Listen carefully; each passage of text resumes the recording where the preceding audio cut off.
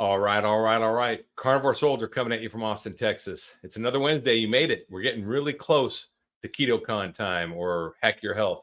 So I'm excited about that. We got some good guests here again. Our regulars, John, the Carnivore Teacher, and DC from Australia. How you guys doing? Good, good. How you doing? Great, man. It's been a good week for me. I know, John, you said you had a pretty good week, right? I had a great week. Yeah. And what about you, DC? What you been up to? I think you're muted, buddy. Uh-oh. Hold on. Yeah, DC's you're muted. There we go. There you go. There you go. Yeah, I had a pretty good week, actually. I've spent a bit of time away from YouTube for a bit, just doing the minimum. But this week I had an interview. Yesterday I was speaking with Dr. Robert Lufkin. Oh, wow. And this morning I had another interview with a young lady who is working with, she's a co-founder of an organization that is working on metabolic health. And she's quite remarkable, actually. She herself, in her early 40s, she was diagnosed with early onset of dementia, and she had 12 brain lesions. But since changing her diet, she's gone to a high-fat, ketogenic, low-carb diet. She's cured it all. And not only that, she's doing a lot of other work to try and raise awareness for high-fat and ketogenic style of diets, and including carnivore and other things. So just a remarkable story. So I'll be putting those two interviews up very soon. Dr. Lufkin, that was really interesting, actually. He himself, he wrote the book Lies I Taught in Medical School, because he still is a medical professor at universities level. And he himself, like his mother was a dietitian, and he's sort of grown up with the low-fat sort of diet that we all sort of propaganda garbage that we all sort of grew up with. And he was diagnosed with 4 different diseases that pretty much could have been the end of his life, if it let it deteriorate. But he's also cured that too with a low fat, high fat sort of he's actually went carnivore for a while, when there is more ketogenic. So really interesting guy. I follow him on LinkedIn, actually. It's funny, the different people on different websites, and he's very active on LinkedIn, and I kind of use it like a Twitter X, and follow him. And he's answered my questions. He's a really nice guy. So I'm anxious. Your interview's not posted yet, is it, DC? Did you post? Yeah, I'm really anxious to see it. Yeah. No, I usually put them up on Patreon for a couple of days before I put them onto YouTube. Okay. So, all right. I'll probably put that up tomorrow. Great. But he's really, like you said, really nice guy. He has a YouTube page as well, and and you can follow him on Twitter, X, and other social medias as well. So well worth following. Actually, he's a good guy. Yes. Cool. Well, we've already got some people chiming in that they're just starting out and a few days into this thing. So this is a perfect episode for them, because we're going to be talking about best practices. And if you're going to do this thing, you want the best results, and you probably want the optimal results in the optimal amount of time. You just want this thing to work. Yeah. And the way to make it work, there is a secret to carnivore. The secret is best practices yield best results, just like they do in everything in life. You want to be a straight A student, then you study, then you engage in class, then you're active, you're not passive. And that's how you get straight A's in school. And the same thing in this, you really need to engage and to study and to apply things. So we're going to be talking about that stuff. We all talked about it a little bit offline here before this, and we all think it's very important, and there's some good stuff. So if you guys have questions about best practices or about starting this, or even if you've been on it for a while, how to optimize your results. Because summer's coming around. A lot of people want to be optimal for summer, right? I know I do. So this is the time to do it. And this is the episode. So get excited, guys. Hey, Robinson. Hey, what's up, Robin? How you doing? Hi, Robin. All right, we got Dave Saunier on here. So let me go ahead and share the screen I have for optimal guidelines for a meat-based diet. And I put in carnivore best practices is what I put into the search here.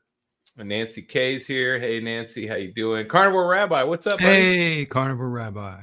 Oh, he's got to pick his daughter up in 15 minutes. No problem, brother. He's got great videos, man. I've been watching his videos. Yeah, he's got good stuff, man. Really good stuff. Glad you made it, though, buddy. Make sure, when you can, definitely join us in the future. So optimal guidelines for meat-based diet. Food choices is pretty much spot on. Focus on fatty cuts of meat, such as pork belly, beef fat, lamb fat, as they are rich in nutrients and energy. I'm surprised that the search engine returned that, because that's accurate. That's pretty good. Yeah. Choose grass-fed, pasture-raised, and wild-caught options whenever possible. I'm not going to argue with that. That's probably not a bad choice. Include a variety of meats such as beef, pork, lamb, chicken, fish, and game meats. I won't argue with that either. There's nothing wrong with that. Well, just to interrupt for a second. Sorry, Larry. Just the reason a lot of people don't see the difference in grass-fed or grain-fed sort of meat. The difference is, the main difference is that grass-fed is lower in deuterium. Okay. But it doesn't really matter. Even if you're on carnivore, and just that, even on the cheapest kinds of meat, it's still going to be a much higher improvement. It's still much lower in deuterium than carbohydrates. Yeah. So well, and it says grass-fed here. Now, that's kind of a misnomer, because explain deuterium, DC. Sorry, Larry. Oh, go ahead. Well, the best source to get a great explanation is to look up Dr. Sarah Pugh or Jack Cruz, but it is a hydrogen molecule that is higher in was it Na? I think it is. Okay, it's that other hydrogen. I remember. Yeah, okay. It carries another hydrogen molecule with it. They're very rare, actually, aren't they? Deuterium's a heavy water, I believe. Right? Yeah, basically, it's in heavy. It's in it's really high in carbohydrates, though, and also tap water and other things. But your body can only handle, I think it's like 200 parts per million per day.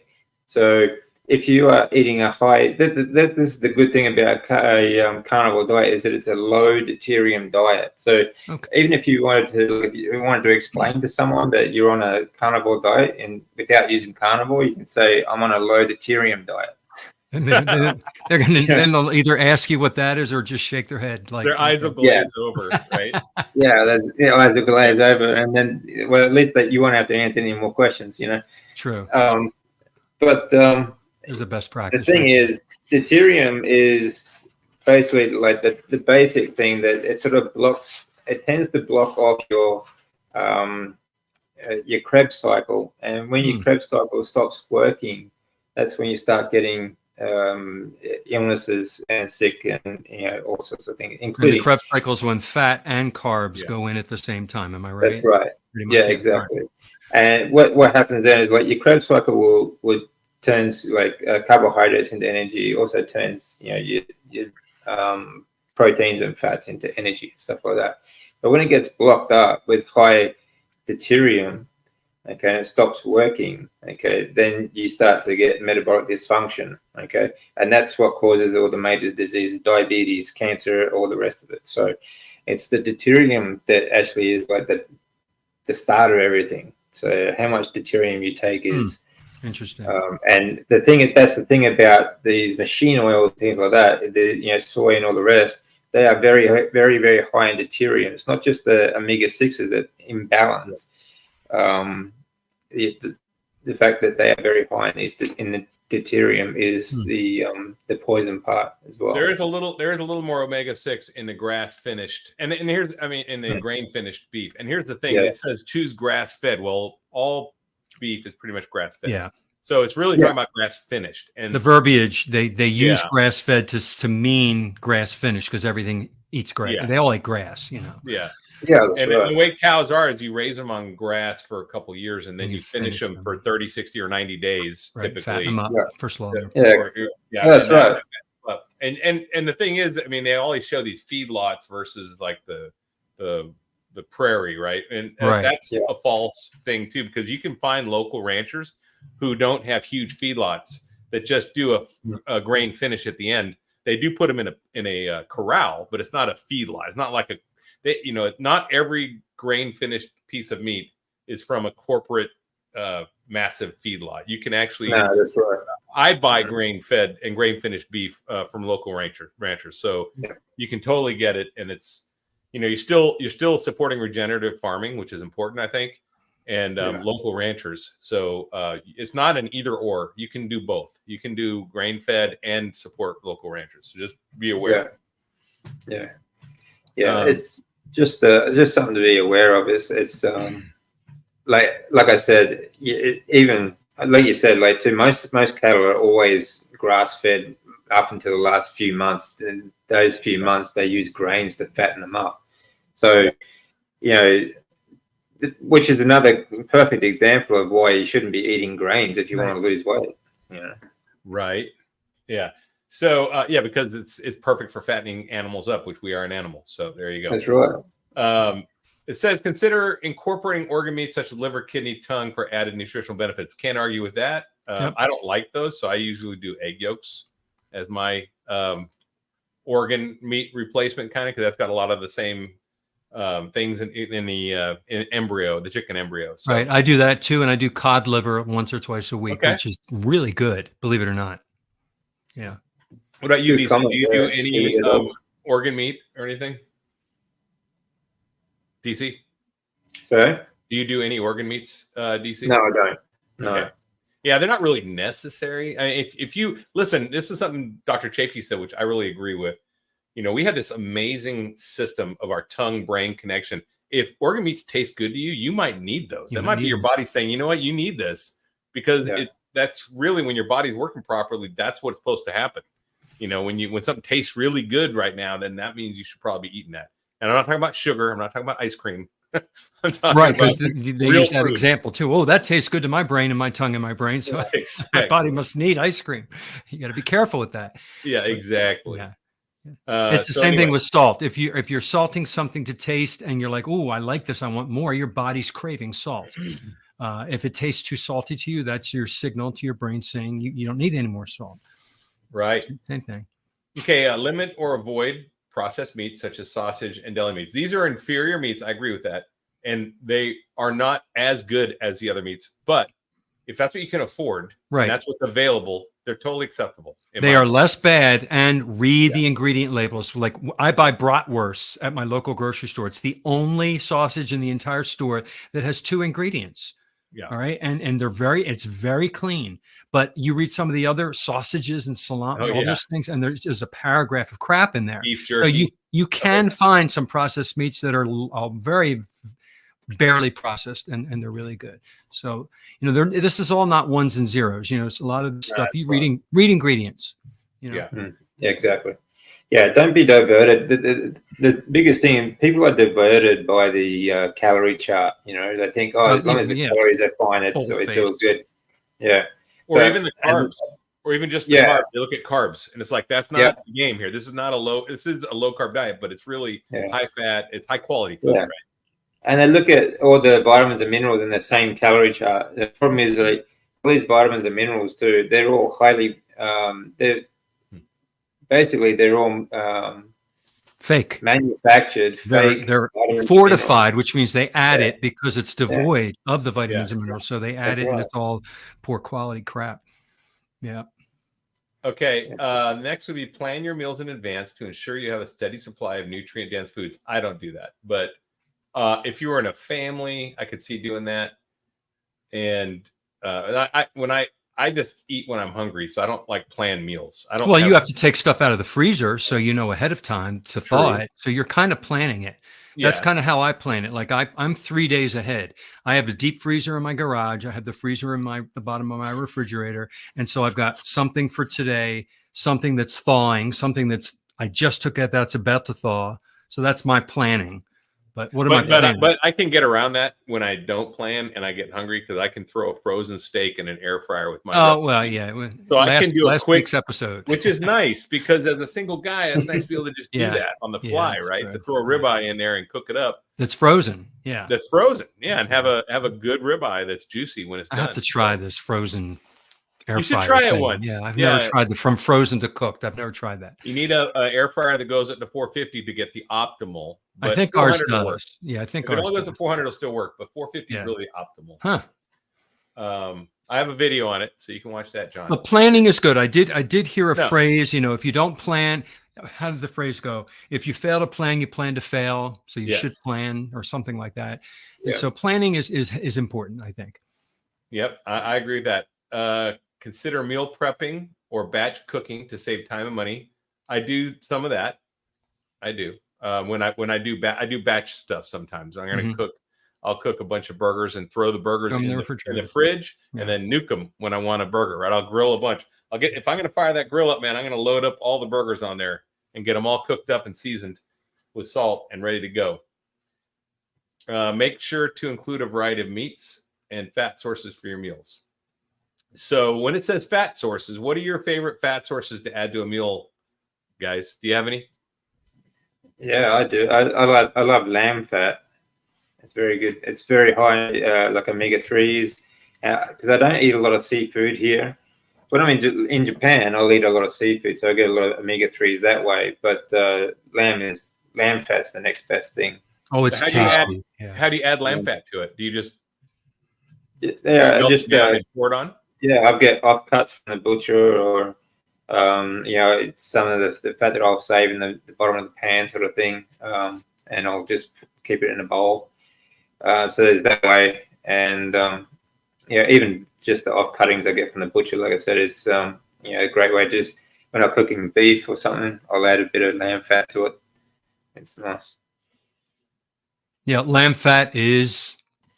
Some people don't like it. No, you have to have a taste for it. When I first had lamb chops and lamb loins, I'm like, this is amazing. So if you can save that fat, I'll use ghee, I'll use butter.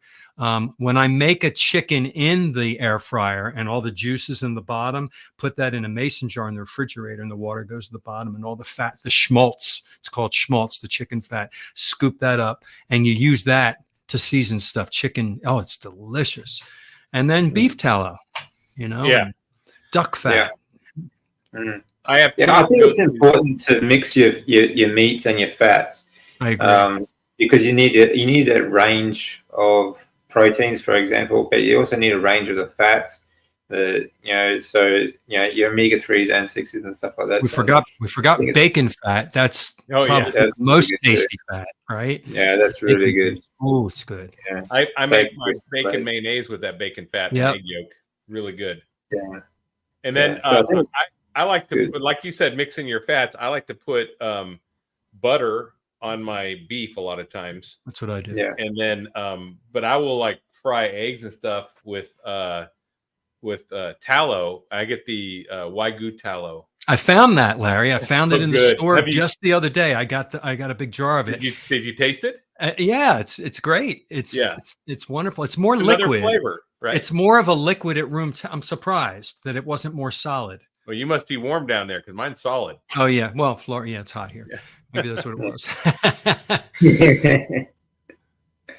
Yeah. All right. Let's see. Is everyone in the chat currently in carnivore? So they're asking if everyone's carnivore in here or not. We are. I see Paul Salvatierra, and every time I look at his name, I see Saladino. In my head, it's Paul Saladino. I'm like, Paul Saladino. Like Paul Saladino's down here. I took a triple take. Yeah. So adding fat sources to your meals. That's something I like to do too, and it does add flavor. Like you can add that Wagyu tallow to a burger, and it makes it. It just changes the flavor. I mean, You God. melt down on top. Oh yeah, it's Yeah. good stuff. Yeah. Okay, next, portion control. I don't like the way it's labeled because I don't ever really worry about portion control. But this eating until satisfied and not stuffed, I think that's pretty accurate. That's about right. Yeah. Yeah, it depends on the stage you're at too. Like, for example, if you're priming, like if you're loading before a fast, I think you can eat until you're stuffed. Like, just eat as much as you can. But also, if you're working out heavy, when I lift heavy, I Yeah. eat more often in the day. I eat 3 or 4 times. Well, you want to eat well, more. you're going body's to eat telling you more you're to be hungry more. satisfied anyway. If you're working out, you're going to be needing more food to be satisfied anyway. Right. And I found that the higher the fat in the meal, the quicker you'll be satisfied as well, because it's the fat that satiates you. All right. It is. So I always say, like, yeah, I think you should focus on the fat intake over the protein intake, because that's what's going to satiate you, and as you get most of your vitamins and minerals from anyway. So, And most people coming to carnivore always undereat the fat because we've been fat phobic for years, and we've been told low fat, low fat, low fat. So when we're adding fat, we just add this little, like, oh, I'm going to add some butter. I'm like, that's not enough. We have to add a lot more fat to lean meats if they're lean. that's right. Exactly. Yeah. And when you do, everything functions, and the satiety level kicks in at just the right time. And I've learned for satiety I eat like I used to eat like a Rottweiler eating breakfast. I mean, right? I had to slow down and not eat so fast to allow my leptin signals, to allow my body the time for all that satiety to register. Because if I overeat too fast, I get full, and I feel like, a Thanksgiving overstuffed full. You don't want to feel gross. You just want to give you, so take your time, even get up and walk away, take a break, come back, and you may not be as hungry when you come back 5 minutes later.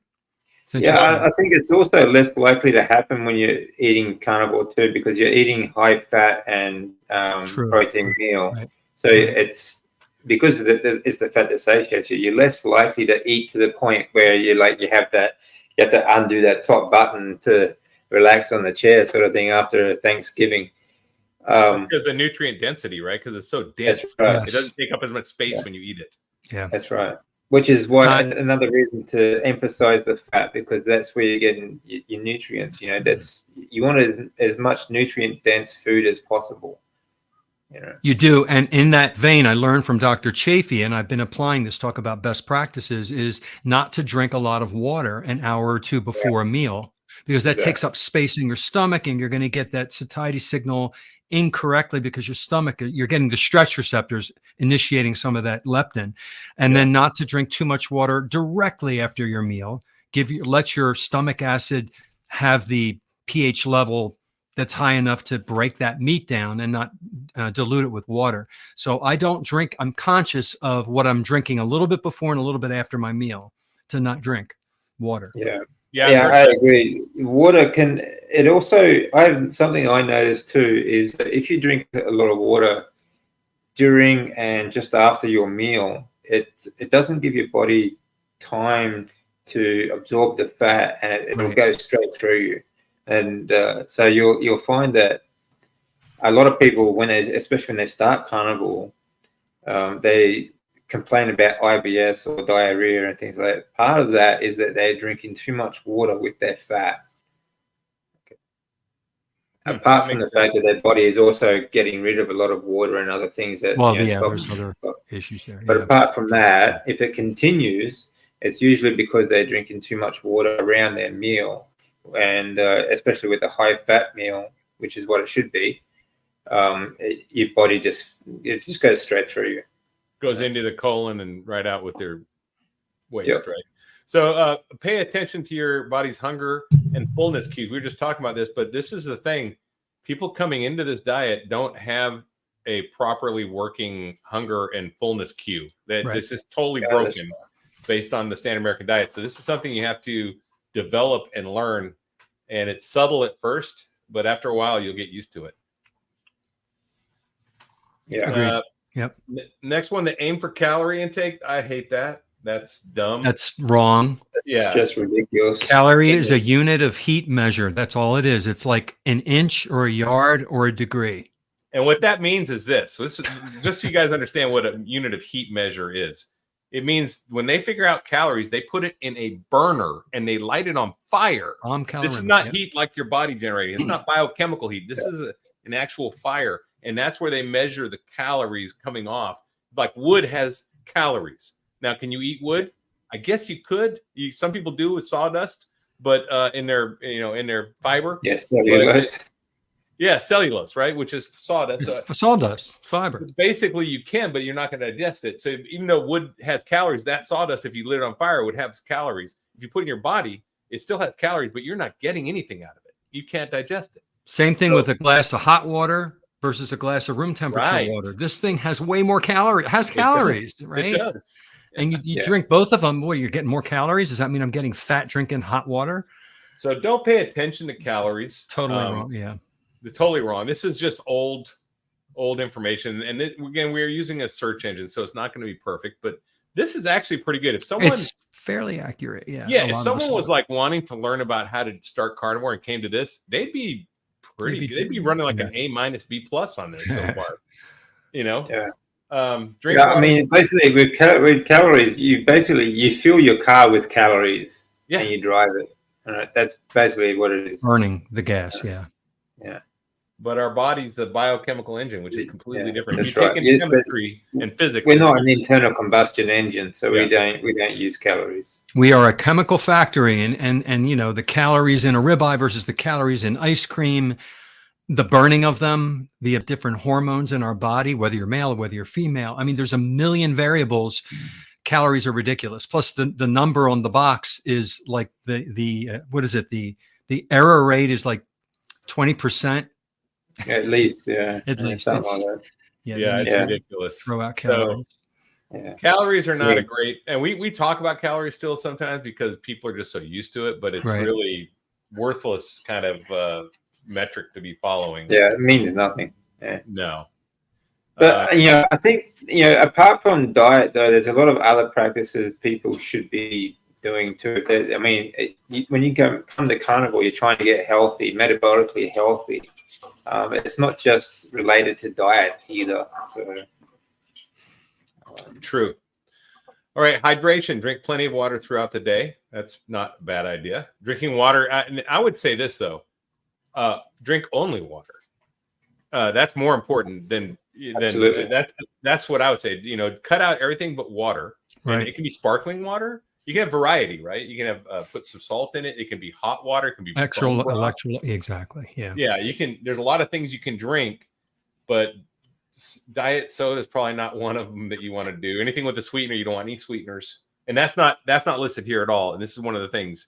It does say avoid down here. We'll get to that, but it doesn't talk about avoiding sweeteners. Sweeteners are definitely something you have to cut out if you want best practices to get best results. Right. Well, you're using artificial sweeteners because you're basically feeding your addiction still. You're cheating in a way, and you're still keeping that alive, the sugar monster inside of you alive. You're still going to crave sweet things, even if it's monk fruit or stevia. So you got to get off of that. Yeah. That's a big thing. When it comes to carbs too, like most people, people drink more carbs than they actually eat. Yeah. You go to Starbucks, you drink soft drinks, you drink even diet drinks, things like that. So a lot of people's problems is that they drink a lot throughout the day, and they drink a lot more carbs than they do eat. And even I've seen carnivores or so-called carnivores content on YouTube, and they still drink a lot of these same carbohydrates. They still go to these coffee houses and like Starbucks and all the rest of them, but they also drink the diet sodas and things like that too. So and then and they actually they literally will say, "Oh, this is what I drink for to help me on carnivore," sort of thing, and it's like that's insane. And others, you go to the other extreme where they just don't realize, and they say, I drink this and that, and why aren't I getting results? Well, you're not getting results because you're still drinking the same amount of carbs that you were before. Even the zero carb can make you maintain your weight, because it can sabotage your weight loss. Even the zero carb, because you still get insulin reactions, and your cells will maintain. Yeah, that's right. It still affects your glucose. Yeah, so it does. They have what's called the cephalic phase insulin response. Your body still thinks you're getting something sweet, and then they may not know. Talk about best practices. I mean, people are on a different part of the timeline of their learning. You know, when they just started, they think it's okay to have the Diet Coke because it's not real sugar. You know, they need to understand what that zero carb. It said zero carb. It said that's what I'm. So that's where they are in their learning, and they have to learn from maybe listening to our video and some other videos. I mean, I'm still learning stuff. I just learned about this hydrogen thing today from DC. And it's like, I mean, even honestly, like even the real sugar stuff would actually be healthier than the zero carb sort of drinks. So. Oh, that stuff is bad. It kills your good gut bacteria. A lot of the Splenda and the sucralose, it's bad for you. Yeah. And this is definitely a crawl, walk, run thing, right? And but if you want the best results, you can start off running in this diet. You really can. You don't have to do with the knowledge. You got to have the right knowledge. If you know it's right. Now here they say adding a pinch of salt to water helps with hydration and electrolyte balance. I would add to this and say this is also a tactic you can use when you have sweetness cravings, because a lot of times if you put salt in your mouth, it'll basically satiate your craving. It's weird. Even though you want something sweet, try it. Test me on this one. I guarantee you it works. It worked for me. I bought from Redmond Real Salt a piece of rock salt, like it's this big. I have it in the other room, and I don't use it anymore. But when I would get a craving or something, I just suck on it for a minute or two. Oh my gosh, it goes away. I mean, instantly. It's salty, but then when you're done, and then I drink some water, you have no craving for sugar anymore. It works. There's something, it crosses in the brain, the salt sweet thing. It's really interesting. Try it. That's something I always recommend too. Is salt water, especially. I don't recommend drinking water before bed, but first thing you get up in the morning, have salt water, like really salty water, to help you hydrate really quick. 7 to 8 hours of no electrolytes and no water. That's a great thing to do in the morning. Yeah, you're right. We got Michelle O'Donnell coming in at 1:19 a.m. from Cork, Ireland. Wow. Welcome. Yeah. Welcome. Someone's not sleeping tonight. Yeah, exactly. Okay, so going into supplements now. Consider adding supplements such as vitamin D, omega-3 fatty acids, and probiotics. I don't agree with that. I think that you get most of it from your food. But everyone's a little different depending where you start from. And I do keep vitamin D around for if I get sick. I mean, I do have some vitamin C, vitamin D. I have some vitamins that I will add zinc and quercetin. I add if I get sick. If I'm fighting a virus, that's the only time I really take. Other than that, I leave that medicine cabinet empty. What about you guys? I have C that I will only take if I feel like I'm getting a sore throat or scratchy throat, and I will just take a little bit of C because I don't want it to turn into oxalate, which too much does. And I will take D3 with K2. If I think I'm getting sick, I'll add that because I get a lot of sun here. I'm out in the sun constantly. I don't really need to take it. And I take a magnesium supplement every day because the ground is deficient in magnesium because of modern farming techniques.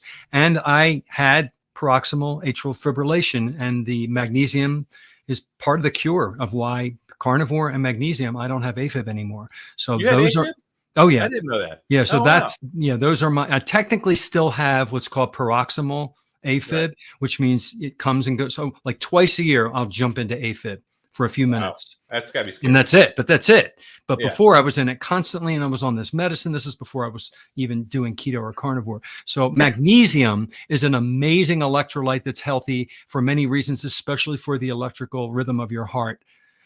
So, I've heard from many of the doctors online that most humans are deficient in magnesium. So that's, of all the supplements, to me, that's an important one. And then there's all kinds, your magnesium glycinate, threonate, citrate, whichever one you want that works for you. Yeah. I mean, if you're going to get magnesium, you can get the a mix of all of them. So, which I think would be easier for most people. But I don't supplement at the moment. I used to supplement with magnesium. Magnesium, like John was saying, is, and most people are deficient in magnesium and potassium, and iron and other things. But these are things you can get from your diet, as long as, like we said before, you get a mix of fats. Okay, and this will help you and get a good. You also need to eat a lot of salt throughout the day. And I think that is, I don't use electrolytes and I don't use other supplements anymore. But at first I did use magnesium. What if about you do iodine? need, Iodine? no, I don't use iodine. I do 2 supplement at drops all. a day of iodine I do because iodine. I don't have it in my salt. Yeah. The other thing you should be wary of, though, the thing is, when you're low, for example, if you're low in vitamin D is a hormone that you produce from cholesterol. Okay, your liver produces cholesterol, and you produce vitamin D from that. So increase your fat intake. If you are and become fat adapted, when you're fat adapted and you have a high fat intake, you won't be low in vitamin D, for example. As long as you get a good mix of fats as well. This always helps with hormone production, and that's what vitamin D is. It's not really a vitamin; it's a hormone. It's a hormone, yeah. Yeah, testosterone, the same thing, right? Higher fat. Testosterone is the same, exactly the same. So it's the same thing, and these are both of these are vitally important for your immune system. Okay, so when I first started carnivore, 3 months into it, I was still kind of low fat compared to where I am now. I got a cold. And usually a cold would last me months. I increased my fat intake. It lasted me 2 days, and I didn't have to stop doing anything. So it's just something you should be wary of. But when buying vitamins and minerals, okay, I don't think you need to go and buy a heap of expensive electrolytes, because I think if you have a good mineral salt and you replace the minerals in your water, for example, I drink a lot of salt in my water, and throughout the day I might take, add a bit of salt just to. I certainly add a lot of salt to my meals as well, and I'll even just dip my finger in the salt and just suck on the salt. So I don't need electrolytes at all. Even after prolonged exercise in the gym, going outside, spending hours at the beach, I don't use electrolytes at all. And vitamins and minerals. Just salt. Vitamins and minerals that you buy from, say, store-bought vitamins and stuff, for example, again, they are synthetic vitamins. They are manufactured, so they're 9 times out of 10, they're not going to do anything for you because they are manufactured. Plus, they are highly processed, and so anything that they might have had through the processing is gone. And a lot of them are also, they're very high in deuterium because of the processing, and they also use seed oils a lot as binding agents to form the solid mass. And even gel caps, they have what called vegetable gum, okay, to make those gel caps. That's the gel. So there's a lot of problems when you go buying vitamins and stuff. They really are just a waste of money, most of them. You can get very expensive, high quality dietary enhancers, but these are very different to supplements, okay?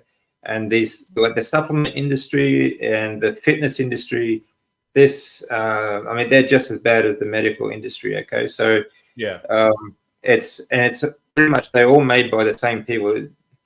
You try and get off pharmaceutical drugs and medications, and it's the same people making those vitamins and minerals and stuff that everyone loves to go out and buy because you think you're doing the right thing, you think you're getting healthy, but they're really working against you. So try and get as much as you can from natural sources. Yeah, okay? I agree. I agree with that. And if you do go and buy supplements in the store, bring your reading glasses if you need them, and read the ingredients and the other ingredients. And you will see maybe 15 varieties of this particular vitamin. Maybe you can walk out of the store with one bottle.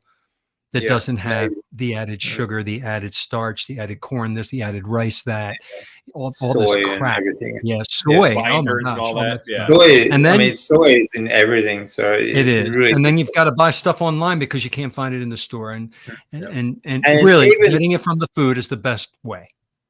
Yeah, even when you find a decent vitamin, okay, the problem is digestion as well, because most of them, what will happen is they'll get broken down in your stomach acid, and then you won't absorb it anyway. Right. They won't make it to your digestive tract for your body to absorb the vitamins. So you need something that was going to be fat soluble, so that it survives the stomach and it gets into the digestive tract. Or one way to protect it is to eat it with a very fatty meal. Okay? Fatty meal. If it's fat soluble vitamin, especially. Yeah. To protect it until it gets to the digestive tract. So for those many reasons, I don't endorse any supplements at all. Okay. Yeah. And I certainly don't recommend any. And I don't take any myself. And but like I said, the key is get your vitamins and minerals from the natural sources. You need a mix of fats and meats. You need a good mineral salt.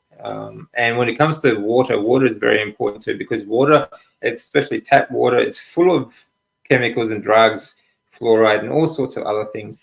Reverse osmosis water system is really good, but then you need to remineralize that water. Yeah. So I always dissolve a lot of good mineral salt in my water. Okay. I have reverse osmosis, and I use that for my regular drinking and my ice making. And then that's what I have. Yeah. Yeah. And then I do drink mineral waters from Texas that I know come from a spring that are, because that's a natural form of minerals you're going to get out of that. And it's not chemicalized or anything. It doesn't have all these drugs that are flushed down the toilet. There are other things you can do too to help your hormone production as well, and lower glucose. For example, blue light. When you're sitting on screens all day, for example, the blue light affects your glucose levels and can also cause your insulin spikes that will give you diabetes and cause other problems. Okay, not just hormones, but also neurodegenerative sort of problems as well. So like blue light blocking glasses can help, or you can put things like red cellophane over your screen. You can have like red light therapy. A lot of people do use red light therapy, but honestly, all you need to do is go outside and spend some time in the sun, and you get plenty of red light therapy from the sun. Okay. This is another thing that there's so much in our life that has been, all our natural way of life has been demonized so that they can sell us on these chemicals and screens and other sorts of garbage that takes us away from staying indoors to keep you out of the sun, because they want you sick and dependent, so you really have to try and live as naturally as you can. So like try and mimic what your natural life would be, as much as you can throughout the day. Yeah. And, I think real quick, Nancy, yes, I do have the mayo recipe on my channel. So if you go check that out, it's the bacon mayonnaise. You can make that with duck fat or butter. Duck fat has like a neutral taste. Butter has a buttery taste, and then bacon has a bacon taste.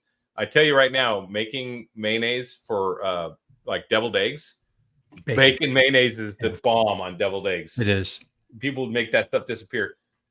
Someone commented that we're making this complex, making the simple complex. I saw that. But I just want to point out that, yes, the simple way to do best practices is BBB&E. And that's really the simplest way of doing it. And that means nothing outside of BBB&E. That's just beef, bacon, butter, eggs, and water and salt.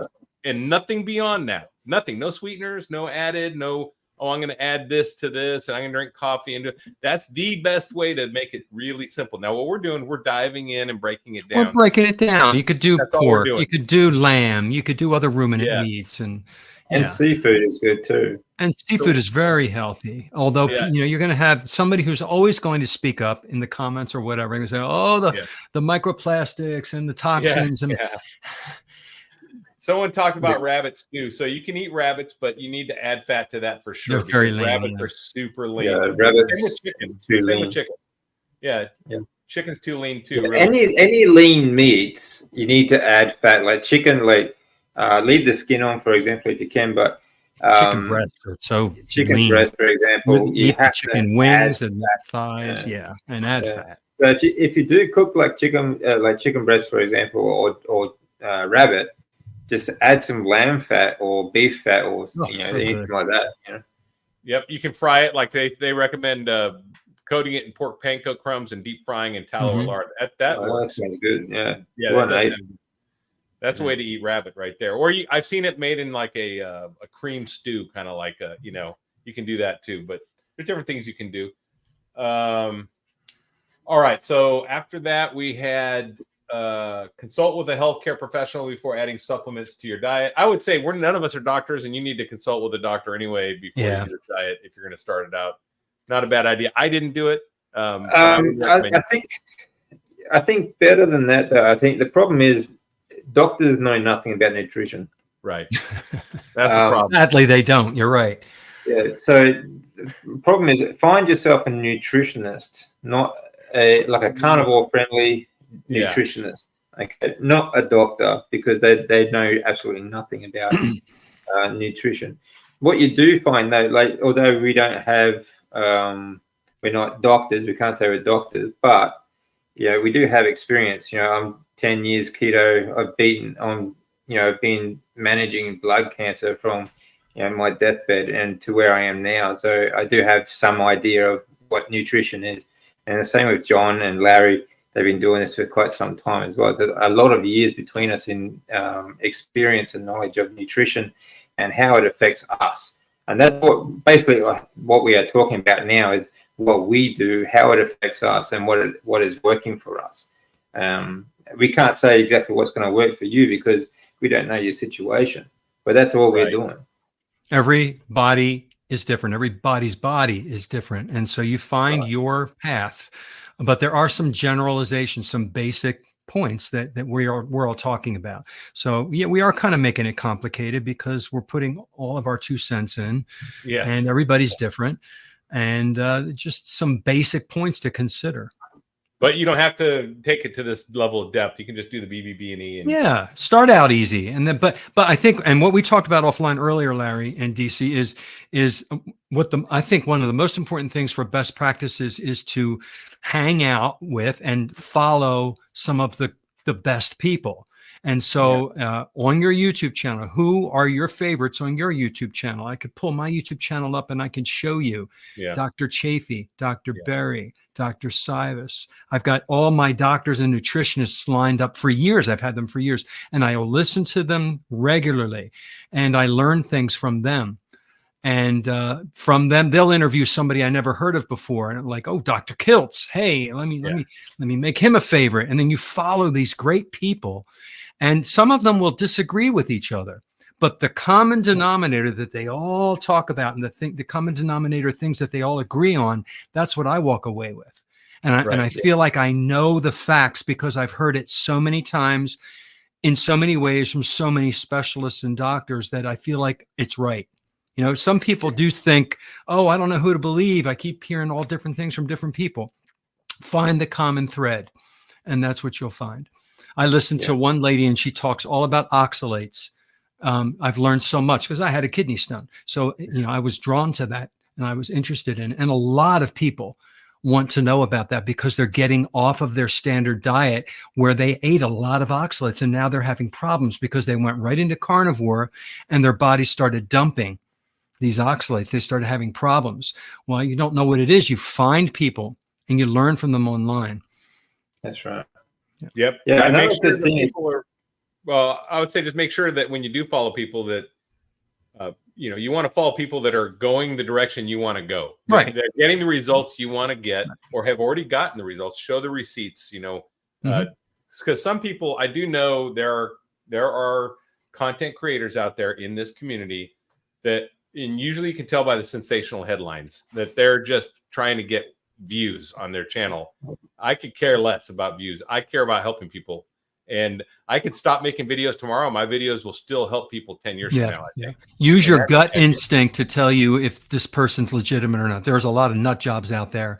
There's a lot of people that are giving the total wrong information. So you do have to use your instincts too to decide. Right. I've unfriended and unliked certain people because they were going in the wrong direction. Me too. Yeah.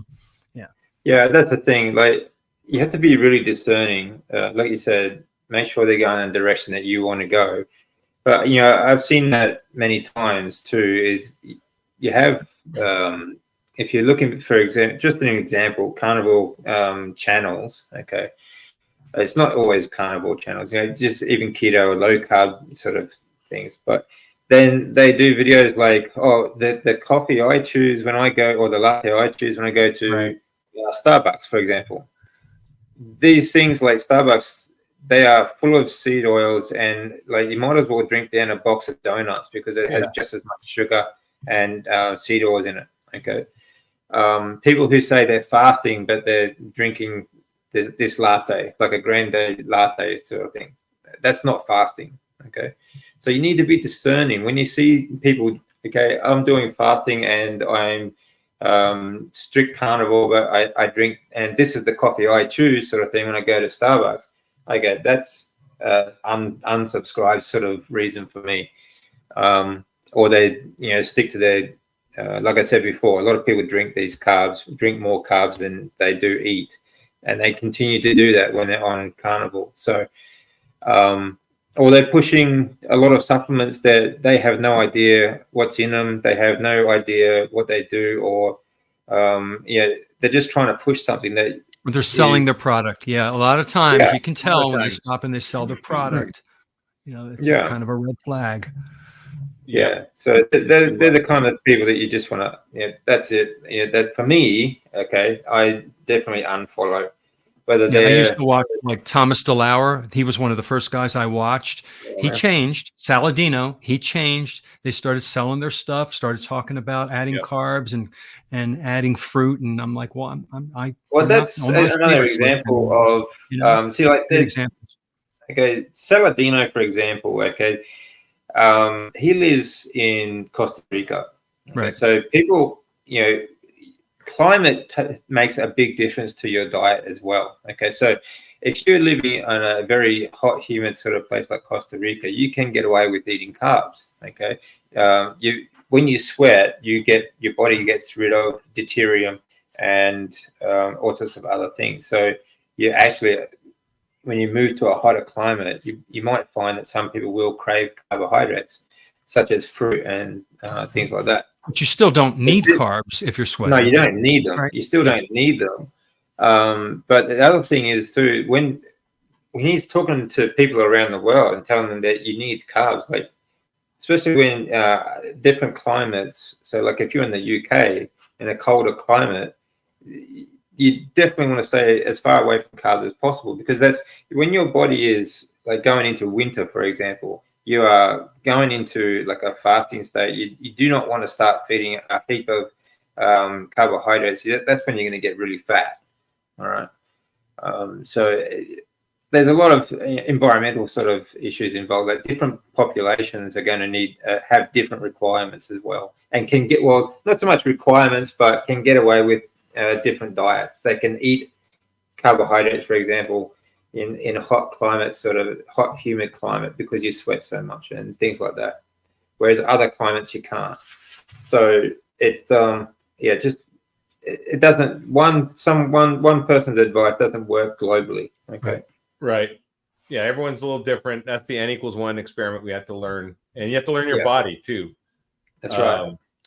So avoiding processed foods, including grains, legumes, and starchy vegetables. So those aren't really processed foods. I don't know why they're included in that. Well, but they're all, all vegetables, especially the starchy ones, you want to avoid when you're doing a carnivore diet properly, I think, for best results. Yeah. And I think one of the actually, I think that's apart from the actual food, which is really easy, basically, as long as you just eat meat and lots of fat. And a variety of fats and meat is good. Salt, water, that's basic, simple. But like you're saying, like you become who you sort of associate with, and so it's very important to be discerning about where you get your information from. And congratulations, you're all associating with us tonight. And we're all doing this, and we've been doing it for a while, and we're all getting good results. So this is good. So question, what is the over-the-counter magnesium to buy? I have it in my electrolytes, but never bought it in pill form. I actually have powder, which tastes nasty, but it worked when I used to get cramps. I'd have a magnesium powder. I haven't taken it in probably 6 months. I haven't gotten leg cramps since 6 months ago. But my first 6 months of carnivore, I did get leg cramps at night sometimes. What about you guys? What do you buy?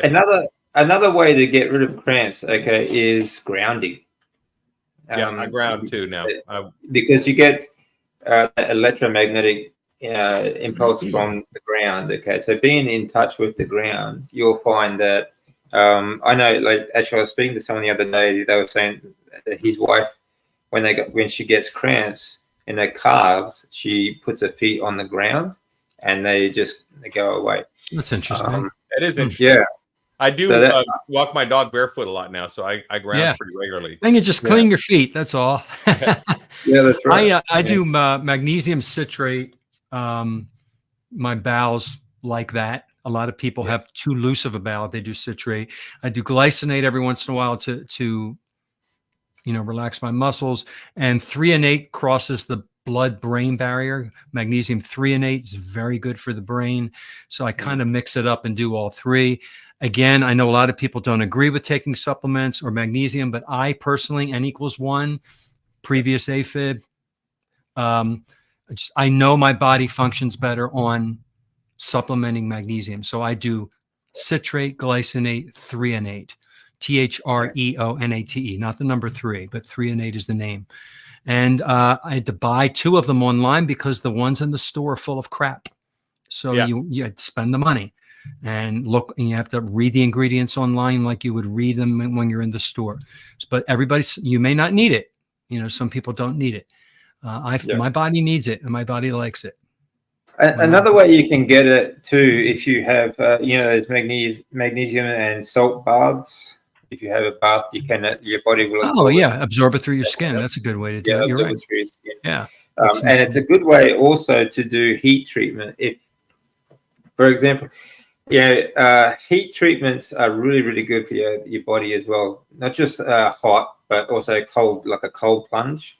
So have for example, if you're going to do a salt bath with magnesium salt or just bath salts in general, have it as hot as you can stand it. Hot tub, yeah, like come out of that tub for you only need it for 20 minutes, and you have it so hot that you just red all over. Go as red, as hot as you can stand it. And then have a cold shower afterwards, or a cold plunge if you can. Cold plunges are really good for to stimulate your body as well. It also helps. Both these treatments also help your body to get rid of deuterium. Okay, to actually expel deuterium from your body, which is like a detox sort of thing. Stimulates that brown fat too. It's very good when you do the cold plunges. And it also stimulates your lymphatic system to move body fat around. Okay, and to get rid of body fat. Okay, so very good for weight management, very good for absorbing vitamins and minerals, also very good for getting rid of deuterium, so detoxing and things like that. But like I said too, the electromagnetic energy that you get from grounding, okay, will also help with cramps and so many other things it gives you. Because the reason why you're getting cramps is because you're not getting energy to those muscle cells, and they fire and they cramp on, they sort of lock on, sort of thing.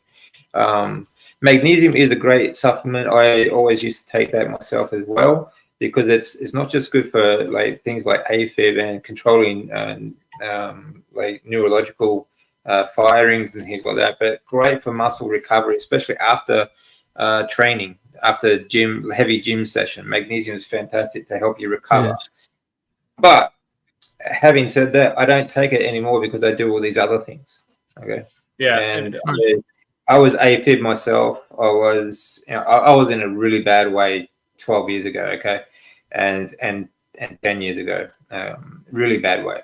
But everything is good now, and I've cured things like that. So I don't take, and now zero medication, zero supplements, and it's amazing the difference that you get. The red light therapy from the sun, okay, the energy you get, because you are solar powered as well. Okay, your batteries need recharging from the sun. The energy you get from grounding, and as long as you get the right nutrients you get from your food, you should be okay. Grounding actually changes your blood too. It changes your viscosity of your blood, and it changes the pH. So blood pressure, heart rate, everything. So it's not just, and this is like proven factually, not my opinion. This is like they've done studies where they've actually before and after. If you check out my page, a really good interview with Dr. Sarah Pugh, we talk about grounding, sunlight, blue light, and deuterium. So it's well worth checking out. And she also has on her page a lot of specific videos about deuterium and about grounding and blue light and things like that. So it's really worth your time. Okay. D. says avoid vitamin gummies. I would avoid anything that's gummy. If anything gummy, it's all just sugar. Past your lips. Yeah, it's just sugar. Yeah, and vegetable gum and stuff like that. And gummies. Lisa sharing the news, trying to help her coworker lose type 2 diabetes. That's awesome. Dr. Barry's the guy. I mean, he's you really can't go wrong giving his information out. Actually, that's those gummy things. That's an excellent example. Okay, like if all these supplements and vitamins and everything was so healthy, they wouldn't advertise. They wouldn't be able to advertise them so much. They wouldn't be trying to target kids as much either. That's why they made them in those gummies. Okay, there's in the section in the grocery store and the pharmacies. If you've ever really taken a look at how many things come in gummy form now. People are like, oh, I can get my fiber in gummies, which you're not supposed to have fiber. Oh my gosh. All these different things are gummies. And of course they're going like crazy because it's candy. And it's addictive. Yeah. And I remember my sister bought it from my mother. My mother, my mom and dad are gone now, but when my mother was suffering with her ailment and she bought she thought it was doing the right thing. My mother's like, oh, I have these wonderful gummies. I'm like, Mom, you can't do that. It's going to feed the cancer. It's sugar. And, they don't want to hear it. She's in her 80s, and I get angry because it's the industry made my mother sicker, Yeah, that's right.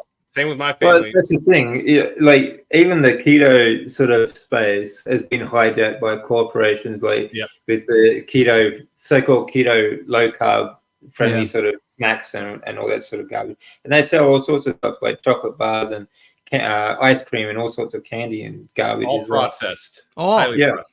And highly high in feeding the addiction with lookalikes. They're lookalikes is all they are. We got another question, guys. Okay.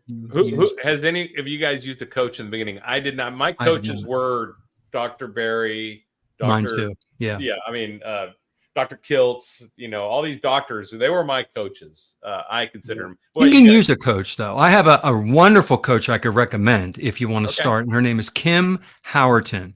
And she is she's a keto coach. She's not a carnivore coach, but she's an official coach. She's Dr. Barry's right-hand gal.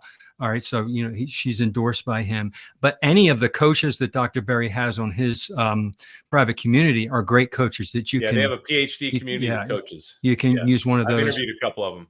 Oh, yeah. They're great. I didn't have one personally. I had them for free on YouTube, but I didn't pay for somebody personally. Yeah. Right.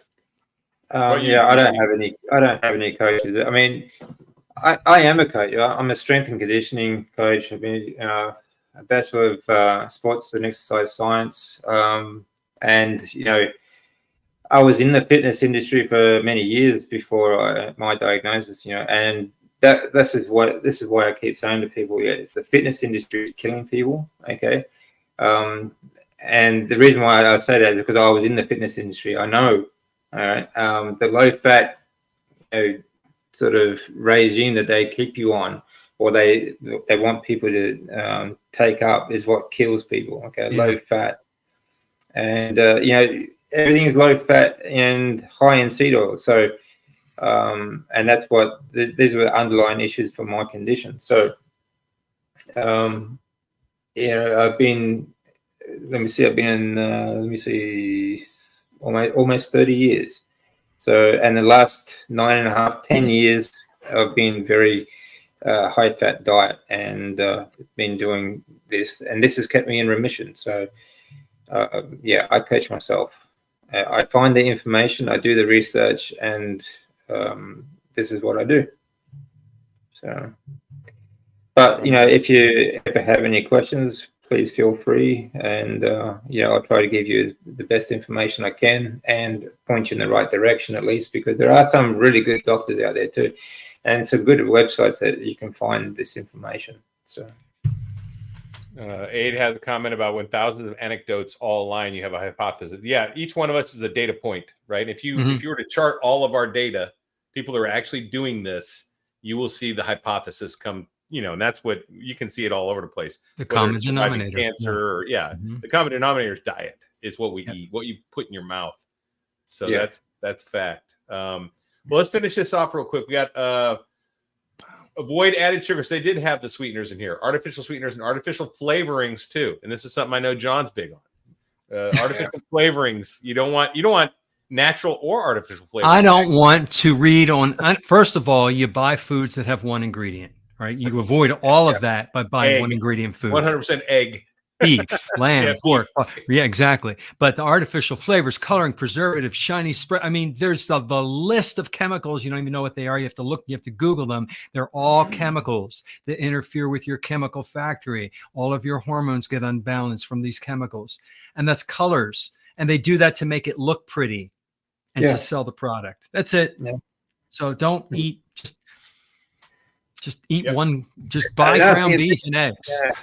Yeah, that's right. I mean, when they say artificial flavorings, for example, and artificial colorings, a lot of these are petroleum based. They don't actually have to tell you how it's made or where it actually comes from. They just say artificial flavorings. It can say natural flavors. And by law, anything could be put in that placeholder. Yeah, that's right. It could be monosodium glutamate, which is it has a double meaning too. And when they say natural flavors, it means that it tastes like the natural product. Right. It's an oxymoron. Yeah. Yeah. The last one is avoid low fat or lean meats. Yeah, avoid anything low fat. Avoid it like the plague. Or add any low fat. Or add the fat, And then they don't provide. It says they may not. I'll just say they don't provide the necessary nutrients and energy because this is a high fat diet, guys. It's not that's what it really is. It's not a high protein diet. It's the same protein you should be eating anyway, regardless of what your diet is. This is a higher fat diet, but it's a good fat diet. Beginners need to understand and learn at wherever they are on the learning line that fat is not just fat. Right. Fat doesn't make you fat, and it's not just fat. There's nutrition in there. There's energy in there. Your body, oh my gosh, the cholesterol that your body makes from that, your testosterone. Exactly. I mean, the fat is more important. It's equally important to protein, but you've got to have your fat. Yep, and your cholesterol. Yeah. Yep. Actually, there was some idiot Australian has a YouTube page, and they call it Frugivore, and Frugivore? Yes, they only eat fruit. Okay, and she literally has a video talking about it. It's called fat because it's already a fat. So when you eat it, it's just instant fat. The absolute imbecile. She has absolutely no understanding of the lymphatic system. When you eat fat, this gets absorbed. You have 5 major organs in the lymphatic system that are built to absorb fat. And it absorbs the fat and all the vitamins and minerals into your what's called lymph fluid. And that lymph fluid gets pushed around your body. And so all your fats, vitamins and minerals, everything like that. And it also carries all your proteins, your white cells and things like that, and all for your immune system. And that gets pushed around your body through your lymphatic system. And your lymphatic system at the same time will also take away all the waste from dead cells and things like that. So it doesn't even it's not how fat cannot be stored in your body unless you spike your insulin at the same time. So like if you eat sugar with fat, then you're going to get fat. All right. Yeah. But if you are fat adapted and you are eating a fatty meal, high fat meal, that's just energy, and that whatever is not used will just be expelled. The body can't hold on to it. Right. And you mentioned the fat soluble vitamins A, D, E, and K get absorbed because of the fat you're eating. They won't. If you eat no fat, you're not absorbing those vitamins. That's right. And when we're talking about these vitamins, we're talking about in the correct molecule as well, like K2, D3. Okay. Right. Vegetables, K1, D2 is stuff that are just toxic to the body. Your body has to convert it, and a lot of people can't. Most people just can't do it. You cannot. I mean, even if you could do it, it would be in the most minute amount. So it's not effective at all. And then there's a couple tips here they have.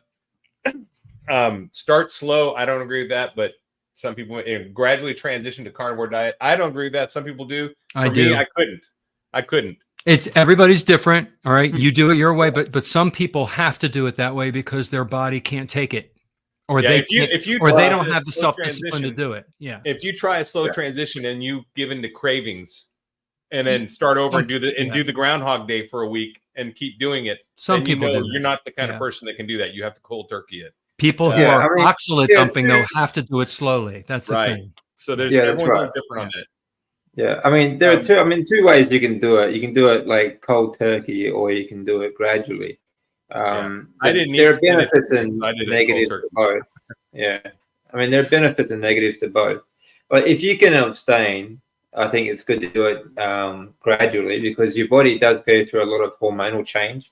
So some people just can't handle those hormonal changes, and they'll quit by day 6. If a lot of people who go cold turkey, they by day 6 or 7 they give up because it's too hard for them. Like they don't know how to embrace the suck. Embrace the suck. That's do the military. They're not Marines or Army guys. So it is different for everybody. So you have to find out what works for you and do it. Yeah. And focusing on that why, you got to get that why. The why is important. Okay, consider keeping a food diary. I didn't do this, but it's probably not a bad idea if you want to identify patterns and triggers. Okay, so this is something I do. Like if I have a failure, after I fail, I jump back on the horse, but then I try to identify patterns that caused it, right? That's important. If everyone's going to fail a little bit. When you do, look back and see what was happening and try to prevent that from happening again, to prevent you from failing again. So and forgive yourself with a purpose. And forgive yourself, because a lot of people beat themselves up and they're like, I can't do it. I screwed up. I'm not going to start again. Get back. Everybody fails. Get up and start again. Yeah. Be patient, persistent. It may take time to adjust to a new diet. It will take time. It will. But if you stick to it, it'll be amazing. And the longer you do it, the easier it becomes, and the more it becomes regular. And then you look back 2 or 3 years from now and you'd be like, wow, I'm a different person. I'm a completely different. I ate such different food back then. My kitchen looked so different way back then. Caution, cold turkey. The better you feel. I mean, the longer you do it, the better you feel, because you are fat adapted. Your body is healing as you progress. It just keeps on healing and keeps regenerating. Because a lot of people don't understand is our bodies regenerate, in a 24-hour cycle. Our cells regenerate all the time. And to do that though, you need to give your body the best nutrients you can. Yeah, we're not trying to be scary. I'm just telling my experience. Right, Paul. That's what he did, and some people have these guys what they did. Some people have success going cold turkey, but most people, I'm going to say most people, and the advice that I give is to go slowly, because your body has to adjust. A lot of people are oxalate dumping, and you don't want that to come on real strong. I know DC talks about deuterium a lot. I talk about oxalates a lot. Everybody has their thing about what affected them and things that we've learned. So take a little bit don't take everything we say seriously. Anybody who's listening, we're all coming from our angle, and we're also all not doctors, and we're not giving medical advice. We're just telling different aspects. Yeah. I mean, some people transition over a very long period. I know someone who's been transitioning for the last 2 years. Oh wow! That's so. I mean, so it just. I mean, if you need to, I mean, because like I said, your body does go through a lot of changes when you change your any kind of dietary change that you make. Your body goes through a lot of changes, be it positive or negative. You get hormonal changes, you get all sorts of things. Wow. So there are going to be, for some people, it may be easier to go cold turkey. For other people, it may be easier to go. Bye, Paul. I tried to clarify and say that, that I didn't agree with you, Larry, and that we need to go slowly, and he's leaving anyway. All right, that's bye. okay. It's fine. Paul's the expert. Obviously, what are you he's gonna the do? man that we need to all follow because he knows everything. Well, hey, I mean, it's obviously just not listening. Yeah. Right, because we're coming with 3 different perspectives, and we're each sharing our point of view, which is a little different. And yeah, so I did cold turkey. And that it worked for me, and I didn't die. So that's what worked for me. I'm not saying everyone should do that. Right. We said some people should transition, some may not want to. Everyone should know their own body. So yeah. All right, Paul's Paul. Still with us. Yeah, he's still with us. He didn't leave. I'm laughing with you, Paul. He could stay, leave, come, go. We'll knock you off if you get really nasty, but you can always jump on and join us and share your experience too. By the way, he had a lot of good points that he wrote. He typed up there a lot of good facts. I mean, I transitioned slowly. I mean, for 9.5 years, most of that 9.5 years, I've been keto, and then I went to carnivore. So, and I think it's much easier to go from keto to carnivore than it is to go from the standard Western diet. Well, you're right, and that's why I transitioned that way. I transitioned. My God, I think I did it over 3 years. If you want to count the way I did it very slowly, but I didn't do it intentionally that way. I just did the keto diet first, and then I went into ketovore for a few years, and then I decided to go carnivore. And I had done keto in the past, and I had always cold turkeyed it when I went to keto. So you knew what that was, So I knew my body would handle it, and when I went carnivore, I did the same thing, and it handled it fine. Did I get diarrhea? Yeah, I got diarrhea, but I think I was get that anyway. I assume. Well, I think that's a natural process. Your body detoxing and getting rid of a lot of things. Biome. Yeah, gut biome and. Paul's going to do an interview with Bart K, and I know Bart K is very big on not doing it cold turkey. They're probably going to talk about that, how important it is because of all of the changes that a body goes through. So the advice of easing into it is what he's probably going to talk about, and I agree with him. I think we need to ease into it for that reason. And if a person, I think so too. I think. But again, like Larry said, it's also up to the individual as well. I think people need to work out before they start this. They need to work out whether or not they can moderate or not, right? And whether they can handle the changes if they go cold turkey or not. So it's totally up to them how they do it, how they start. I know plenty of people that have thrown everything out of their house and gone straight to meat and butter in their whole life. So it's not like everyone's It can be done. It absolutely can be done. There are some people that do it that have complications, though, and that's what people are trying to warn other people about is the complications. But it can be done. Yeah. So but like you said before, n equals 1, and you need to work out who what's best for you. Right. Absolutely. Yeah. Well, I think that's all we got, guys. I'm going to drop you guys out and say goodbye, but that was a really good discussion, I think. We had a lot of good points. Thanks for stopping by. I'll talk to you guys in a minute. All right, guys. Thanks for joining us. It was a great discussion. I love hearing everyone's points of views and everyone's experiences. We all have something to bring to the table. So check out these guys' videos, and also check out that interview with Bart K coming up with Paul. Not Saladino, but who looked like Saladino on there all the time. Also check out some of the other YouTube content creators that were in the chat. You might have seen them, like the Carnivorous Grandma and some other ones in there. There's a lot of good channels out there, a lot of good information being put out. Anyway, we'll talk to you guys later. Stay strong and overcome. Carnivore Soldier out.